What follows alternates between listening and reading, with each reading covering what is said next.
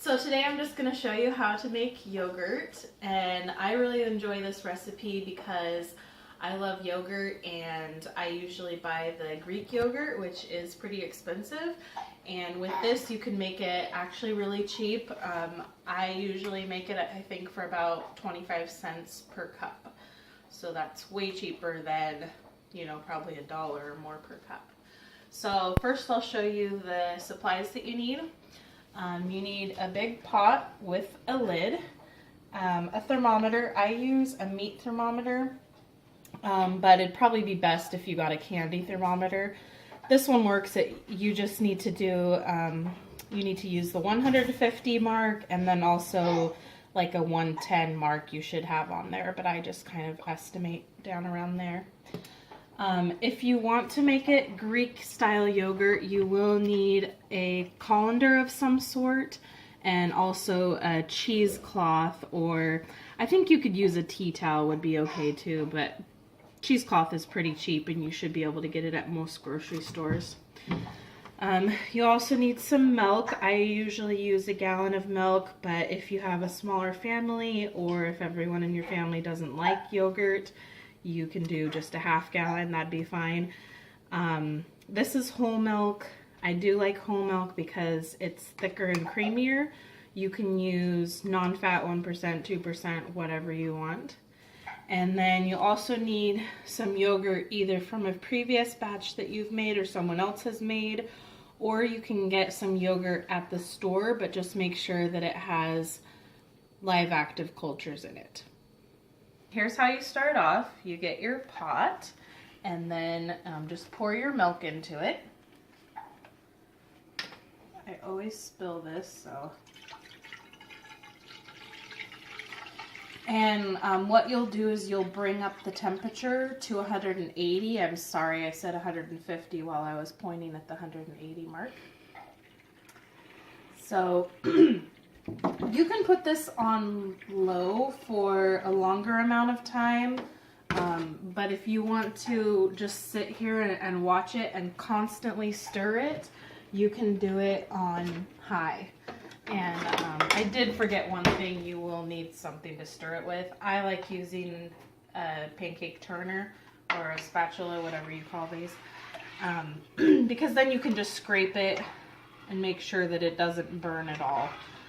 You really don't want burnt yogurt. That would be gross. So just keep stirring this and use your thermometer. Some candy thermometers actually have a little clip that you can hold on to here and you can check it in real time. Okay, so I've got the milk up to 180 degrees. So I just keep testing it and stirring it, especially once it gets close. I might have gone a little bit over, but that should be okay. The other thing I was going to say is I have heard that the yogurt will be a little bit thicker if you keep it at temperature for a little while. So keeping it at the 180 for a little bit longer will help denature the proteins, I guess, and help it thicken up better. Another thing I was going to say is that you can leave your active cultured yogurt out on the counter to warm up, or you can leave it in the fridge. I've done both and it seems to be fine either way. So like I said, you've got it up to 180 degrees. I haven't been letting it sit there, I've just kept it there. You can go ahead and put your lid on just so you don't spill.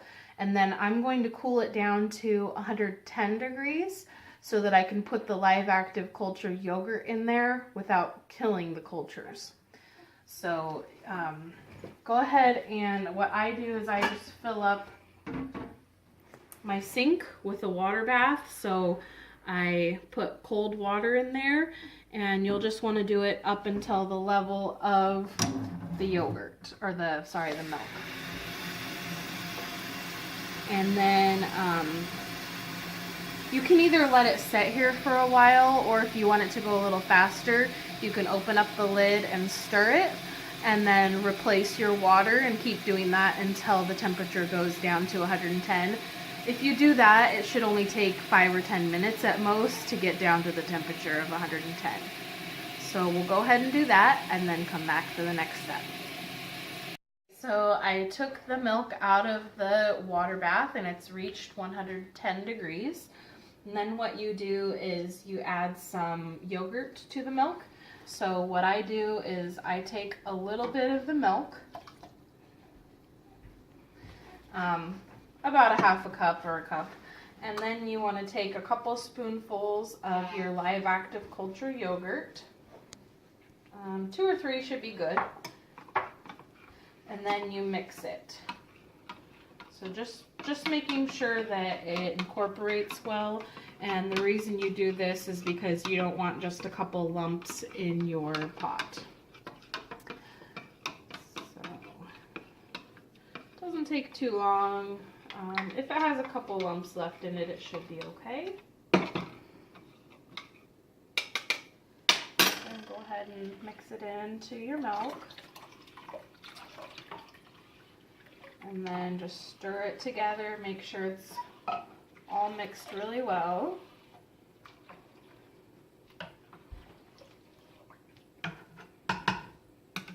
And then grab your lid, put the lid on it, and then you're just going to want to leave it overnight, so about 8 to 12 hours. The longer you leave it, the more it will become more thick, solid, cultured, and more sour. So if you like it less sour tasting, culture it for less time.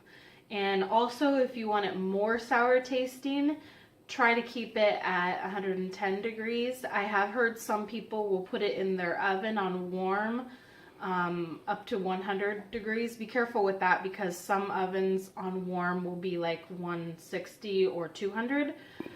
So just turn your oven on 100. And see you in the morning when the yogurt will be all done. Okay, so here we are the next morning, and the yogurt, if you can see, is nice and thick. So what you could do is, if you like it thin, well, this consistency, you can just put it in jars or containers and keep it in the fridge. I've heard for 1 to 2 weeks. I feel like the fresher your milk is that you use, the longer your yogurt should be good for. So kind of look at the dates on your milk as well. So I like mine to be thick, like Greek style.